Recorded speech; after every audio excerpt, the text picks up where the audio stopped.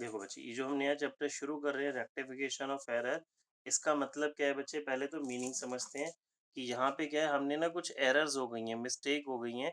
हमें उन मिस्टेक्स को क्या करना है बच्चा? रेक्टिफाई करना है, उन मिस्टेक्स को हमें ठीक करना है।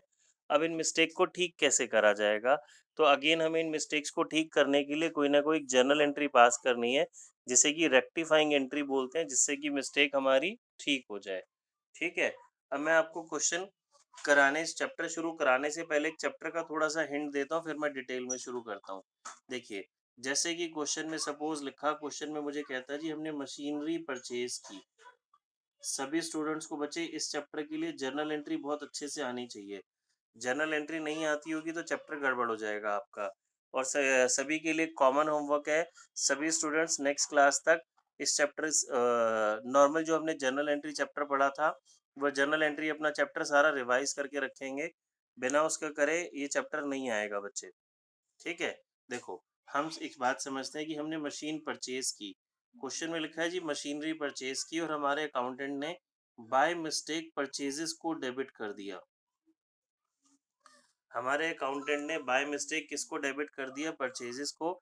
जबकि हम मशीन परचेज करते हैं तो हमें किसे डेबिट करना चाहिए था? मशीन को। देखो, इस क्वेश्चन में मेरी राइट एंट्री क्या बननी चाहिए थी? Machine account debit to cash account.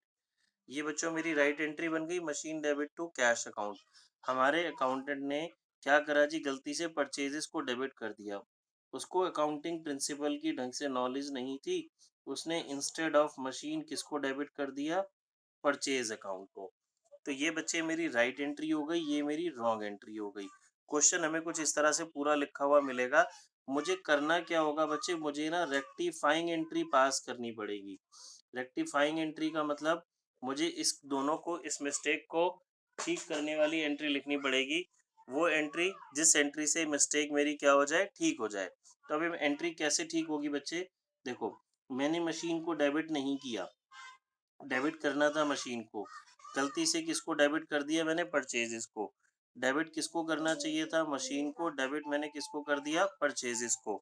तो इस मिस्टेक को कैसे ठीक करेंगे हम? हाँ जी बच्चे, देखो, हमें मशीनरी को डेबिट करना चाहिए था, हमने मशीन को डेबिट करने की जगह परचेजेस को डेबिट कर दिया। तो मुझे इस मिस्टेक को ठीक करना है। ये मिस्टेक ठीक है हर्षिता? ओके। तो अभी मिस्टेक कैसे ठीक होगी बच्चे? मैंने मशीन को देखिए डेबिट नहीं करा, तो मैं मशीन को डेबिट कर देता हूँ। और परचेजेस को गलती से डेबिट करा तो परचेजेस को मैं क्या कर दूंगा? क्रेडिट कर दूंगा। तो ये एंट्री मेरी कहलाएगी रेक्टिफाइंग एंट्री। इस चैप्टर में मुझे यही काम करना है। हमें बताया गया होगा जी मैंने ये काम किया, ये गलती कर दी और मुझे रेक्टिफाइंग एंट्री करनी है। ये तो मुझे बताएगा कि जी मैंने ये गलत करा। सही एंट्री मुझे पता होनी चाहिए कि मुझे करनी क्या चाहिए थी। तो सही और गलत को मैं मैच करके रेक्टिफाइंग एंट्री बना लूँगा। इस पूरे चैप्टर के अंदर हमने ये काम करना है। देखो, ये कॉन्सेप्ट समझ आ गया, फिर मैं आपको इस चैप्टर की आगे थ्योरी बताना शुरू करता हूँ। सर एक बार फिर बता दीजिए एक बारी फिर रेक्टिफायर बताऊं? वाला। सभी बच्चे ध्यान से देखेंगे बेटा, समझेंगे। क्वेश्चन में लिखा है machinery purchase but wrongly recorded in purchases book. मैंने मशीन खरीदी और गलती से परचेज अकाउंट में मैंने उसको लिख दिया। जबकि मशीन परचेज करते हैं, मशीन खरीदते हैं, तो मुझे मशीन अकाउंट डेबिट करना चाहिए था। मेरी राइट एंट्री बनती थी machinery account debit to cash account. मैंने गलती से क्या लिख लिया जी? परचेजेस टू कैश अकाउंट लिख लिया। ठीक है? अब मुझे ध्यान से देखना है, क्रेडिट साइड में तो कोई मिस्टेक है ही नहीं, दोनों की मिस्टेक कहाँ पे है? डेबिट में। डेबिट किसको करना चाहिए था? मशीन को। डेबिट मैंने किसको कर दिया? परचेजेस को। मशीन को डेबिट नहीं किया तो डेबिट कर दो, परचेजेस को गलती से डेबिट किया तो क्रेडिट कर दो। तो ये मेरी रेक्टिफाइंग हो गई। मुझे एग्ज़ाम में यही लिखनी है, मुझे मार्क्स इसी के मिलेंगे। मुझे एग्ज़ाम में ये दोनों नहीं लिखनी, ये सिर्फ़ मुझे समझना है। मुझे इस चैप्टर को ठीक करने के लिए राइट जर्नल एंट्री आनी चाहिए, ये मुझे आनी चाहिए। गलती क्या करी है ये क्वेश्चन खुद बताएगा, तो इन दोनों से मैं मैच करके रेक्टिफाइंग एंट्री बना लूँगा। ठीक है बच्चा, बात समझ में आई सभी को? Yes sir. ठीक है, देवेश तेरे को आ गई भाई समझ में? Devesh, yes sir. ठीक है? चलिए जी, अब हम आगे प्रोसीड करते हैं। अब आगे बच्चे मुझे क्या देखना है, ये मैंने एक चैप्टर का आपको बेसिक सी बात बता दी। अब एक और चीज़ बता रहा हूँ। इस चैप्टर के अंदर प्रैक्टिकल करने के लिए आपको एक बेसिक प्रिंसिपल ध्यान रखना है। वो बेसिक प्रिंसिपल क्या है? अगर मैंने किसी चीज़ को गलती से डेबिट में नहीं लिखा, तो बच्चों बताओ मैं उसको डेबिट करूँगा या क्रेडिट करूँगा? मैं बाय मिस्टेक डेबिट में लिखना भूल गया, तो डेबिट ही करूँगा। डेबिट ही ठीक करेंगे। है? गलती से डेबिट में लिख दिया, तो उसको ठीक करने के लिए मैं ये तो नहीं कर सकता ना क्रेडिट। सॉरी कर दूँगा, वहाँ पे काट दूँगा, कटिंग कर दूँगा। गलती से डेबिट लिखा तो उसको कैंसल करने के लिए मैं क्या कर दूँगा? क्रेडिट कर दूँगा, तो वो कैंसल हो जाएगा। इसका मैं अपोज़िट आपसे पूछता हूँ, हमने कोई भी चीज़ डेबिट में लिखनी थी और वो लिखना भूल गए, ये डेबिट में मैंने कम लिखी। डेबिट में मैंने कम लिखी, तो उसको ठीक करने के लिए मैं डेबिट में पैसा और डालूँगा या निकालूँगा? डालोगे। यस, तो ऐड। मैं डेबिट साइड में ऐड कर दूँगा, यानी कि डेबिट साइड में और डाल पोस्ट कर दोगे। दूँगा। और अगर मैंने कोई भी चीज़ डेबिट साइड में ज़्यादा लिख दी, एक्सेस लिख दी, गलत लिख दी, माइनस तो कर उसको देंगे। कैंसल करने के लिए फिर कम माइनस होगा। माइनस का मतलब क्या है? मैं साइड चेंज कर दूँगा। हम उसको कहाँ पोस्ट कर देंगे? क्रेडिट में। अपोज़िट ले लो, अगर कोई चीज़ हमने क्रेडिट साइड में ज़्यादा लिख दी, एक्सेस लिख दी, गलती से लिख दी, तो उसको ठीक करने के लिए आप कौन-सी साइड में पोस्ट कर देंगे? डेबिट साइड में। अगर आपने कोई भी चीज़ क्रेडिट साइड में कम लिख दी, लिखना भूल गए, ओमिट कर गए सॉरी, ओमिट कर गए, तो हम क्या करेंगे जी? उसको ठीक करने के लिए क्या कर देंगे? क्रेडिट में ही और पोस्ट कर देंगे। तो इस चैप्टर का बेसिक सी बात मुझे क्या समझनी है? अगर मैंने किसी साइड में पैसा कम लिखा, तो सेम साइड में पैसा डाल दोगे। अगर किसी साइड में ज़्यादा पैसा लिखा, तो उसकी साइड चेंज हम कर देंगे। ये बेसिक सी बात सभी बच्चों को समझ में आ गई? Yes yes sir. ठीक सर है? Please repeat. बच्चे मैंने बोला, अगर हमने किसी भी चीज़ को किसी साइड में, मान लीजिए डेबिट साइड में मैंने ज़्यादा लिखा, तो उसको कैंसिल करने के लिए अब क्या करोगे? क्रेडिट। क्रेडिट साइड में ज़्यादा लिखा तो क्या कर दोगे? डेबिट। और कम लिखा तो सेम साइड में। मतलब नटशल क्या हुआ? अगर आपने किसी भी साइड में ज़्यादा लिखा, तो उसको कैंसिल करने के लिए आप उसकी साइड चेंज कर देंगे, और कम पैसा लिखा तो सेम साइड में और पैसा डाल देंगे। ठीक है बच्चे? Yes sir. ठीक है, चलिए अब आ जाते हैं जी टाइप्स ऑफ एरर पे। हम ये प्रैक्टिकल पे वापस आएंगे अभी। टाइप्स ऑफ एरर, गलतियां कितने तरह की हो सकती हैं? मैं आपको देखो बुक में भी बता देता हूँ, फिर मैं सिर्फ समझा देता हूँ, आप बुक में पहले मार्क कर लेंगे। हम यहाँ से बढ़ रहे हैं बच्चे क्लासिफिकेशन ऑफ एरर्स, बुक में जहाँ चैप्टर शुरू हो रहा है, अपनी अपनी सभी बच्चे बुक्स में मार्क कर लेंगे, ये थ्योरी इंपॉर्टेंट है। पहला एरर ऑफ ओमिशन, इसको मार्क कर लेंगे। 4 टाइप्स की एरर होती हैं, मैं भी समझा रहा हूँ क्या होती हैं। फिर error of commission, principle, compensating error. ठीक है, इतना पहले हम समझ रहे हैं, मैं आपको यहाँ समझा रहा हूँ, आप समझेंगे, और ये थ्योरी आप यहाँ से इसकी लर्न कर लेंगे, मैं समझा देता हूँ। देखिए जी, हमारे पास बच्चे 4 टाइप्स की एरर हो गई। पहली एरर हो गई जी हमारे पास error of omission. Error of omission, omission का मतलब होता है भूल जाना, भूल गए। एरर का मतलब है एरर ऑफ ओमिशन, भूल जाना। ठीक है, अभी जो ओमिशन एरर होती है 2 टाइप की होती है बच्चे, full omission, partial omission. Full omission का मतलब आप कंप्लीट एंट्री पूरी की पूरी ट्रांजैक्शन लिखना भूल गए। पार्शियल ओमिशन का मतलब होता है कुछ पार्ट लिखना भूल गए। फॉर एग्जांपल, क्वेश्चन में लिखा है जी परचेज गुड्स फ्रॉम राम। इसकी जर्नल एंट्री बताओ बच्चे, परचेज गुड्स फ्रॉम राम की। Purchases account debit to Ram. ठीक है, परचेजेस गुड्स राम, तो इसकी मेरी जर्नल एंट्री बन गई जी purchases account debit to Ram. अब क्वेश्चन में कहता है ये ट्रांजैक्शन हम लिखना भूल गए, कंप्लीटली ओमिट कर गए। परचेजेस गुड्स फ्रॉम राम, ये जो ट्रांजैक्शन है हम बुक्स में लिखना ही भूल गए, तो ये पार्शियल ओमिशन हुआ बच्चे, कंप्लीट ओमिशन हुआ? Complete omission. कंप्लीट ओमिशन, समझ आ गया? तो कंप्लीट ओमिशन का सॉल्यूशन भी मैं साथ साथ समझा देता हूँ। अगर हमें ऐसा बोलेगा प्रैक्टिकल करते टाइम हम ये एंट्री लिखना भूल गए, तो कोई प्रॉब्लम ही नहीं है, फिर तो मुझे राइट एंट्री आनी चाहिए। फिर तो मुझे बस राइट एंट्री आनी चाहिए, रॉन्ग तो कुछ हुआ ही नहीं ना। जैसे मैं ये मेरा क्वेश्चन है और मैं एंट्री लिखना भूल गया, तो सॉल्यूशन इसका क्या हो जाएगा? Purchases debit to Ram. यही इसका क्या हो जाएगा बच्चे? सॉल्यूशन। यही यही इसकी राइट एंट्री बन जाएगी, यही इसकी रेक्टिफाइंग एंट्री बन जाएगी। क्लियर है? पार्शियल ओमिशन पे आते हैं। यही सेम क्वेश्चन है और फिर मुझे क्वेश्चन में लिखा जाता है, इसी क्वेश्चन को कंटिन्यू करते हैं।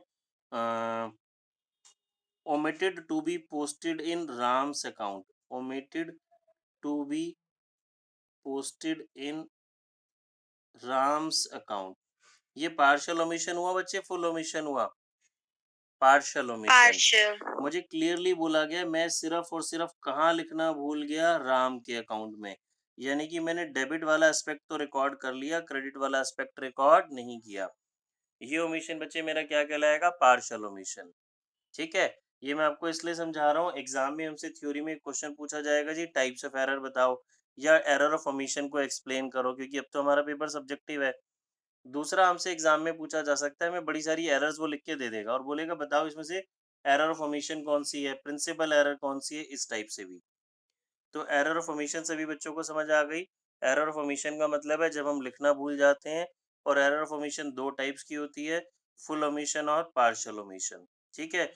फुल ओमिशन मतलब पूरा लिखना भूल गए, पार्शियल ओमिशन मतलब किसी एंट्री का एक एस्पेक्ट हम भूल गए। आगे आते हैं सेकंड बच्चे जी। सेकंड। सर। हाँ जी बच्चे। सर पार्शियल को कैसे रेक्टिफाई करेंगे जी? वो पढ़ेंगे बच्चे, वो मैंने जान के नहीं बताया अभी। सारी चीज़ एक साथ ही बता दूँगा ना, कन्फ्यूज़ हो जाओगे। थोड़ा-थोड़ा सा जो ईज़ी सी चीज़ है वो साथ-साथ बता रहे हैं, बाकी हम क्वेश्चन से सीखेंगे। Error of principle. Principle error का मतलब है जी, या प्रिंसिपल एरर बोलो या एरर ऑफ प्रिंसिपल बोलो, जहाँ अकाउंटिंग के प्रिंसिपल वायलेट हुए हैं। हमारे अकाउंटेंट को अकाउंटिंग प्रिंसिपल की नॉलेज नहीं है, उसने गड़बड़ कर दी। For example, wages paid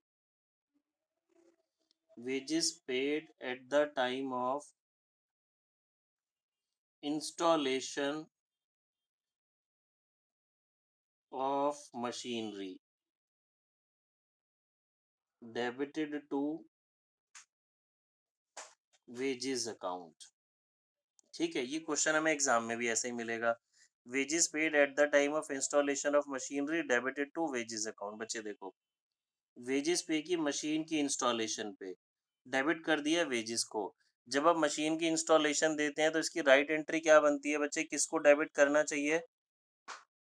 machine account को। Yes, very good. किसको डेबिट करना मशीन। चाहिए? मशीन अकाउंट को। ये राइट बात हो गई जी। हमारे अकाउंटेंट ने गलती से किसको डेबिट कर दिया? वेजेस को। ठीक है? ये यानी कि क्या मतलब हो गया? हमारे अकाउंटेंट को अकाउंटिंग प्रिंसिपल्स की नॉलेज नहीं है। मशीन खरीदते टाइम जो भी खर्चा होता है वो मशीन में जाता है, वेजेस में नहीं जाता। तो ये प्रिंसिपल एरर होगी ना, लैक ऑफ अकाउंटिंग प्रिंसिपल्स। तो ये वाली एरर क्या कहलाती है? हमारी प्रिंसिपल एरर। सभी को बात समझ में आ गई? इसको रेक्टिफाई कैसे करेंगे वो हम सीखेंगे। आपको प्रिंसिपल एरर समझ में आ गई सभी बच्चों को? किसी को कोई डाउट है तो पूछ सकते हैं। यस सर, आ गया। आ गया। थर्ड आते हैं जी, एरर ऑफ कमीशन।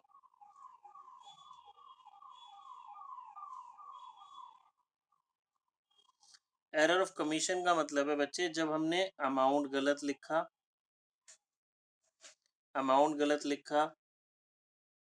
नेम गलत लिखा, साइड गलत लिखी।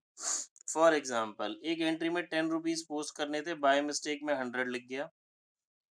मुझे कहीं पे राम के नाम से एंट्री लिखनी थी, मैं गलती से रामू लिख गया, जबकि राम और रामू दोनों ही हमारे क्लाइंट हैं। तो एक गलती से मतलब अमाउंट कहीं का कहीं पोस्ट हो गया। कोई एंट्री डेबिट में पोस्ट करनी थी, क्रेडिट में पोस्ट कर दी, क्रेडिट में करनी थी, डेबिट में कर दी। तो एरर ऑफ कमीशन क्या हो गया बच्चे? जब मैंने नाम गलत लिखा, साइड गलत लिखी, अमाउंट गलत लिखा, तो ये मेरी कौन सी एरर हो गई? Error of commission. बात समझ में आ गई बच्चे? Error of commission. Yes sir. Yes yes sir.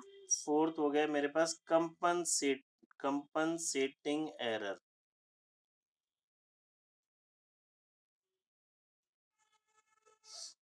Compensating error का मतलब हो गया बच्चे, compensating error are those errors in which effect of one error is nullified by the effect of another error.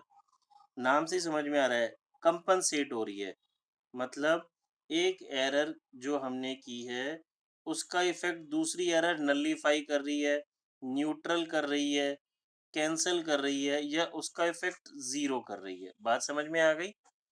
एक दो एरर हो गई, एक एरर दूसरी एरर को कैंसिल कर जाती है गलती से, मतलब गलती से नहीं, वो दूसरी एरर को न्यूट्रल कर जाती है। देखो, जैसे कि मैं आपको बताऊं, शाम्स अकाउंट वाज डेबिटेड,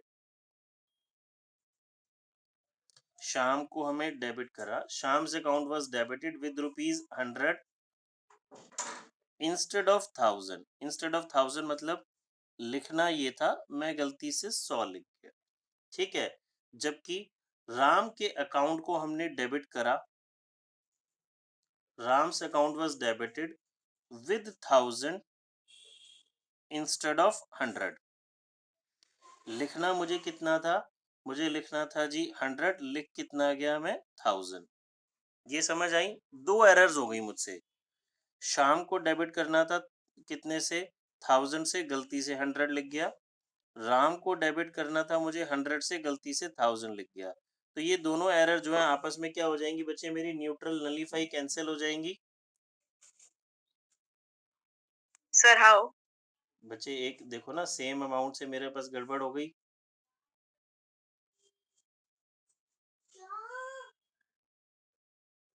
ठीक है सर। समझ आया ना? देखो दोनों के ही डेबिट में गड़बड़ है और अमाउंट वो हो गया मेरे पास। तो ये एक एरर जो है दूसरी एरर को क्या कर देगी, कैंसिल कर देगी, नलीफाई कर देगी। ये एरर मेरी कहलाती है कंपनसेटिंग एरर। तो हमने क्या पढ़ा बच्चे, चार टाइप्स की एरर पढ़ी, principle, omission, commission, compensating. Exam में मुझे 1 मार्क में, 3 मार्क में पूछ सकता है जी, explain compensating error, explain error of commission with example. दूसरा टाइप मुझसे क्या पूछेगा, कुछ बड़े बड़े सारे एग्जांपल्स दे देगा और बोलेगा जी बताओ इसमें से एरर ऑफ प्रिंसिपल कौन सी है, कंपनसेटिंग कौन सी है।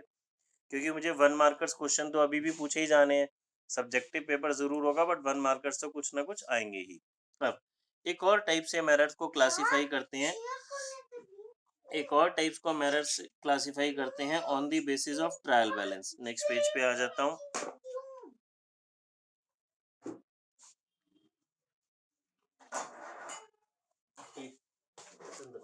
जी बिल्कुल। हाँ जी बच्चे देखिए, दूसरी एरर हो गई हमारी जी on the basis of trial balance. Errors that affect trial balance और error that does not affect the trial balance, ये समझते हैं। इसको समझने के लिए पहले एक बार हम ट्रायल बैलेंस रिवाइज कर लेते हैं। बच्चे मुझे बताएंगे, ट्रायल बैलेंस हमने सभी ने फर्स्ट टर्म में पढ़ा हुआ है। ट्रायल बैलेंस एक स्टेटमेंट होती है, अकाउंट होता है? जल्दी बताओ, स्टेटमेंट होती है, अकाउंट होता है? स्टेटमेंट। Yes, statement. एक ही बच्चे को याद है। ट्रायल बैलेंस एक स्टेटमेंट होती है बच्चे, अकाउंट स्टेटमेंट। नहीं होता। एक पर्टिकुलर डेट पे बनाया जाता है, लेजर बैलेंसेस के बाद बनाया जाता है, जर्नल लेजर के बाद। ट्रायल बैलेंस का मेन पर्पस क्या होता था बच्चे, बताओगे मुझे? ट्रायल बैलेंस का बनाने का मेन ऑब्जेक्टिव क्या होता था? Arithmetical accuracy. Very good, to check the arithmetical accuracy. मैं तब भी आपको बार बार समझाता था ये अर्थमेटिकल एक्यूरेसी से क्या मतलब है। ट्रायल बैलेंस सिर्फ हमारी जो मैथमेटिकल एरर है ना वही डिटेक्ट कर सकता है कि हमने मैथमेटिकली अकाउंट्स में कुछ गड़बड़ तो नहीं कर दी। कैसे, देखो अभी आपको बात समझ में आएगी। अच्छा, मुझे ये पता होना चाहिए, जब हम ट्रायल बैलेंस बनाते हैं तो दोनों साइड्स का टोटल ऑटोमेटिकली इक्वल आता है। यहाँ हम नाम लिखते हैं लेजर के। डेबिट साइड में कौन कौन से लेजर आते हैं बच्चे? एसेट्स आता है, एक्सपेंसेस आता है, ठीक है। क्रेडिट साइड में क्या क्या आता है बच्चे? रेवेन्यू। क्रेडिट साइड में मेरे पास क्या आएगा? रेवेन्यू, कैपिटल और लायबिलिटी। क्रेडिट साइड में क्या आएगा? Revenue, capital, liability. डेबिट में एसेट्स और एक्सपेंसेस। और दोनों साइड्स का टोटल मेरा ऑटोमेटिकली क्या आएगा? इक्वल। ठीक है बच्चा, ये बात समझ में आने जरूरी है। अब मैं आपसे पूछूंगा, मुझे बताएंगे, ध्यान से सोच के बताना, कौन सी ऐसी एरर है जो ट्रायल बैलेंस को अफेक्ट करेगी या नहीं करेगी। जब हम एरर ऑफ ओमिशन की बात करते हैं, फुल ओमिशन की, तो जो फुल ओमिशन है वो ट्रायल बैलेंस को इफेक्ट करेगा या नहीं करेगा बच्चों, बताओ? सर नहीं करेगा। नहीं करेगा, वेरी गुड। जो अब देखो, ट्रायल बैलेंस के हम साथ साथ लिमिटेशन भी बढ़ रहे हैं। ट्रायल बैलेंस सिर्फ अर्थमेटिकल एक्यूरेसी चेक कर सकता है, सारी मिस्टेक्स चेक नहीं कर सकता। ट्रायल बैलेंस अर्थ इसको हमारी एरर ऑफ ओमिशन को डिटेक्ट नहीं कर सकता, फुल ओमिशन को। कैसे? जिस बच्चे को नहीं समझ में आया ध्यान से देखेगा। क्वेश्चन में सपोज एंट्री थी मेरी परचेजेस डेबिट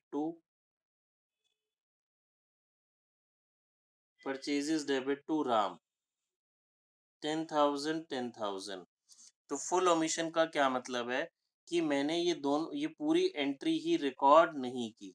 ये मैं पूरा दोनों एस्पेक्ट ही रिकॉर्ड करना भूल गया। जब मैंने दोनों अकाउंट ही नहीं लिखे, तो ना तो मैंने डेबिट साइड लिखी ना क्रेडिट साइड लिखी। तो ट्रायल बैलेंस इफेक्ट होगा? नहीं होगा। ट्रायल बैलेंस तो मेरा मैच कर जाएगा। कैसे मैच कर जाएगा? क्योंकि ट्रायल बैलेंस का तो टोटल इक्वल आ जाएगा ना। तो ट्रायल बैलेंस फुल ओमिशन को डिटेक्ट नहीं कर सकता, यानी कि ट्रायल बैलेंस इस एरर को फाइंड आउट नहीं कर पाएगा, डिटेक्ट नहीं कर पाएगा। ठीक है, सभी को बात समझ में आ गई? अच्छा जी, अब मुझे बताओ पार्शियल ओमिशन को, क्या partial omission trial balance detect कर पाएगा? Yes. Yes, full omission trial balance इसको डिटेक्ट नहीं कर सकता, और ट्रायल बैलेंस पार्शियल ओमिशन को डिटेक्ट कर लेता है। कैसे? मैं बोल रहा हूँ जी परचेजेस टू राम एंट्री थी, मैं राम में लिखना भूल गया, तो परचेजेस तो मैंने लिख दिया, तो मेरी डेबिट साइड तो ज्यादा हो जाएगी, क्रेडिट साइड कम आएगी। समझ आ रही है बात? तो मेरी डेबिट साइड तो ज्यादा होगी, क्रेडिट साइड कम आएगी, तो पार्शियल ओमिशन को ट्रायल बैलेंस डिटेक्ट कर लेगा, पकड़ पाएगा। अच्छा जी, प्रिंसिपल एरर पे आ जाओ। जो मेरी प्रिंसिपल एरर होती है, ट्रायल बैलेंस प्रिंसिपल एरर को वैरी करेगा। डिटेक्ट करेगा या नहीं करेगा? सर करेगा। बाकी बच्चे बताओ जी, डिटेक्ट करेगा या नहीं करेगा? सर करेगा। नहीं करेगा। क्यों नहीं करेगा? ध्यान से देखो, मैंने आपको भी एक एग्जांपल दिया था। मुझे डेबिट करना था मशीनरी को 10,000 से। मशीन को डेबिट करने की जगह हमने गलती से वेजेस को डेबिट कर दिया जी। ठीक है, ये भी डेबिट है, ये भी डेबिट है, अमाउंट भी सेम है, नाम ही तो गलत हुआ। ट्रायल बैलेंस में ये मैंने ट्रायल बैलेंस बनाया, यहाँ पे मशीन की जगह वेजेस लिख दिया जी।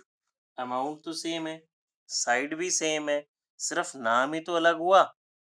अमाउंट भी सेम है, साइड भी सेम है, नाम ही तो चेंज हुआ, तो क्या ट्रायल बैलेंस इस मिस्टेक को डिटेक्ट करेगा? नो। नहीं। नहीं। बात समझ में आ गई बच्चे? फुल ओमिशन को डिटेक्ट करेगा, पार्ट फुल ओमिशन को नहीं करेगा, पार्शियल ओमिशन को डिटेक्ट करेगा। प्रिंसिपल एरर ट्रायल बैलेंस नहीं पकड़ पाएगा, ट्रायल बैलेंस मैच हो जाएगा।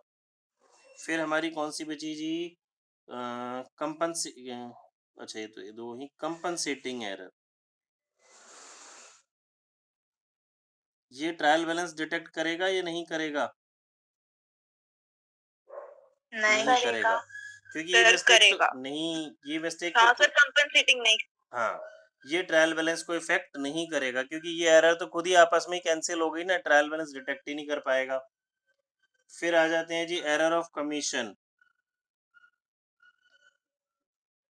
Error of commission, error of commission ना डिपेंड करेगा कि वो कौन सी एरर है। अगर मैं बोलूं मैंने अमाउंट गलत लिख दिया, साइड गलत लिख दी, नेम गलत लिख दिया, तो बच्चे मेरी बात समझ आ रही है? तो ट्रायल बैलेंस डिपेंड करेगा जी कौन सी एरर है, उसके अकॉर्डिंग कि ट्रायल बैलेंस इफेक्ट होगा या नहीं होगा। साइड गलत लिख दी तो ट्रायल बैलेंस डिटेक्ट करेगा, अमाउंट में भी करेगा, नेम में नहीं करेगा। अमाउंट में भी डिपेंड करेगा, दोनों जगह गलत लिखा, एक जगह गलत लिखा, मुझे मतलब क्वेश्चन पढ़ के पता चलेगा कि ये एरर ट्रायल बैलेंस डिटेक्ट कर पाएगा या नहीं कर पाएगा। ठीक है, तो अभी तक बच्चे हमने क्या पढ़ा? थियोरेटिकली दो टाइप से हमने एरर्स को बाइफरकेट किया, प्रिंसिपल, कमीशन, कंपनसेटिंग, और कौन सी रह गई? प्रिंसिपल बोला, कमीशन बोला, कंपनसेटिंग बोला, और पहली ओमिशन। और ठीक है, ओमिशन। और ट्रायल बैलेंस के बेसिस पे फिर हमने देखा कि कौन सी कुछ एरर्स ऐसी हैं जिसको ट्रायल बैलेंस डिटेक्ट कर पाएगा, और कुछ एरर्स ऐसी हैं जिनको ट्रायल बैलेंस डिटेक्ट नहीं कर पाएगा। ठीक है, चलिए ये बच्चे हमने इसका थ्योरी पोर्शन करा, अब हम प्रैक्टिकल पे आते हैं। चलो बच्चे शुरू करते हैं, देखो जी। Pass necessary journal entries to rectify the following errors. जैसे यहाँ पे तो हेडिंग है एरर ऑफ प्रिंसिपल, हमें एग्जाम में ऐसा लिखा हुआ नहीं होगा, बुक में तो उसने कैटेगराइज करके आपको अलग अलग दे रखे हैं। First point, 15,000 paid as wages for construction of office building debited to salaries account. 15,000 बच्चे देखो उसने वेजेस पे किए for the construction of office building, और गलती से डेबिट कर दिया सैलरीज अकाउंट को। मुझे इसको रेक्टिफाई करना है, ध्यान से समझेंगे। क्वेश्चन नंबर 7 है हमारा, पेज नंबर 18.35। देखिए जी, मैं पहले लिखता हूँ आपको, जैसे कि मैंने बोला था हमें राइट एंट्री पता होनी चाहिए। हमने ऑफिस की बिल्डिंग बना रहे हैं, उसकी कंस्ट्रक्शन के लिए वेजेस दी, तो बिल्डिंग बनाते टाइम जो भी कुछ खर्चा होगा वो बिल्डिंग में डेबिट होगा। यस, मेरी राइट एंट्री हो गई बच्चा party, building account debit to cash account. हमने गलती से किसको डेबिट कर दिया, सैलरीज अकाउंट को।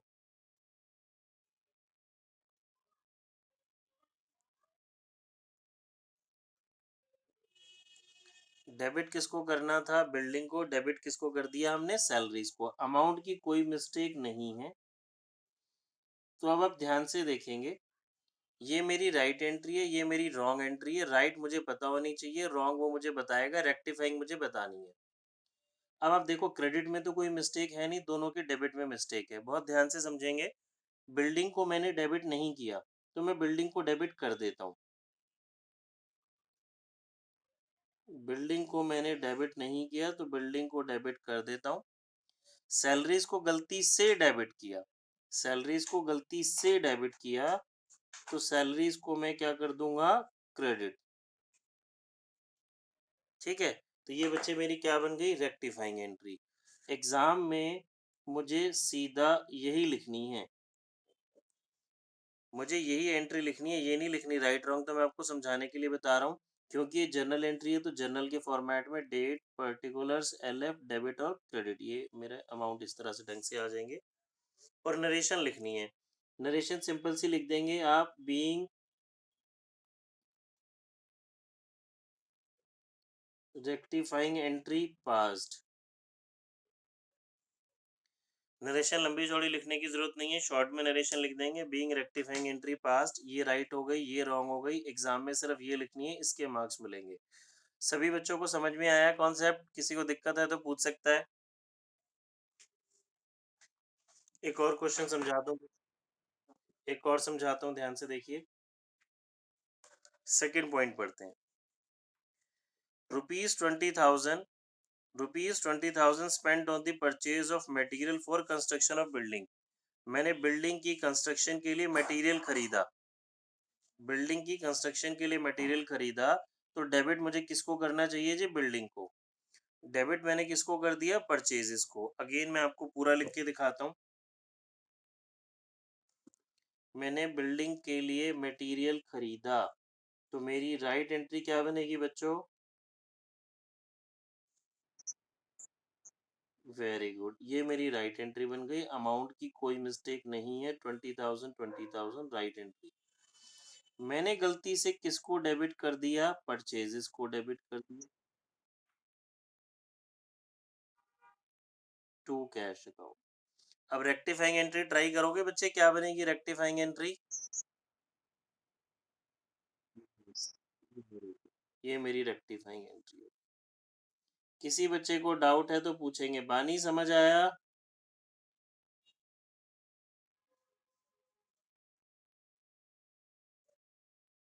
बानी है क्लास में, नेटवर्क गया। हाँ जी, सभी बच्चों को बेटा बात समझ में आ गई, जितने जितने अभी हैं क्लास में। ठीक है, चलिए आगे ट्राई करेंगे बच्चे, इसके 5 मिनट दे रहा हूँ मैं, बाकी पार्ट सब ट्राई करेंगे। ये बाकी पार्ट ट्राई कीजिए।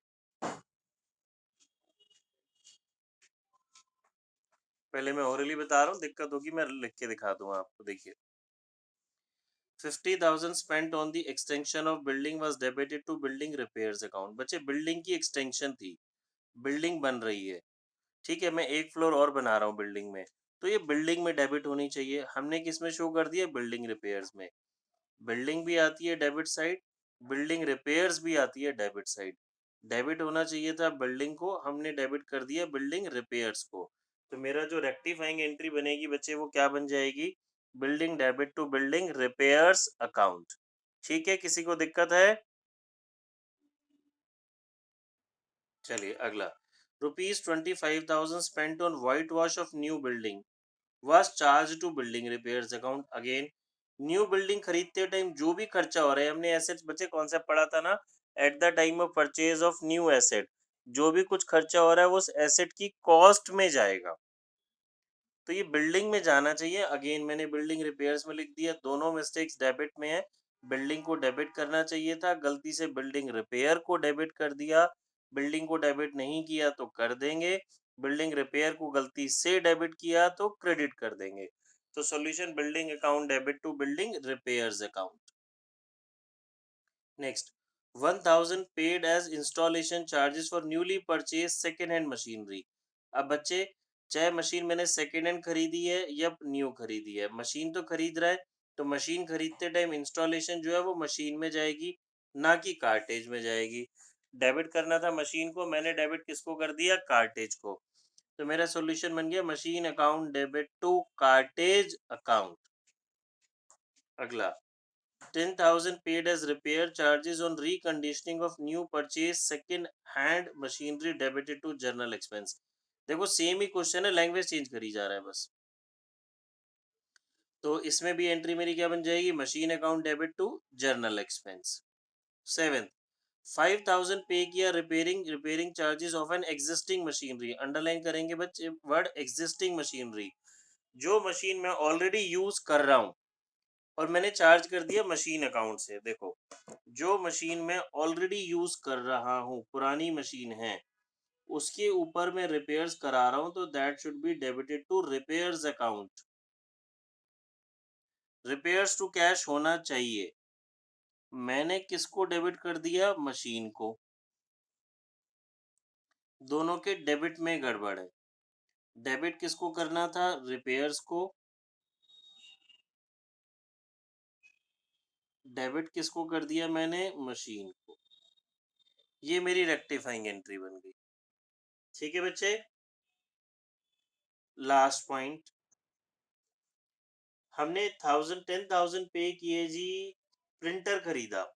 जो प्रिंटर लिखा हमने लिया, या तो मैं उसके लिए वर्ड यूज कर लूं जी प्रिंटर ही, या फिर ऑफिस इक्विपमेंट, ये डेबिट होना चाहिए था। मैंने डेबिट कर दिया ऑफिस एक्सपेंस को। समझो, ये तो मेरी एसेट को रिप्रेजेंट कर रहा है, ये मेरे एक्सपेंस को रिप्रेजेंट कर रहा है। ऑफिस इक्विपमेंट को डेबिट नहीं किया तो कर देते हैं,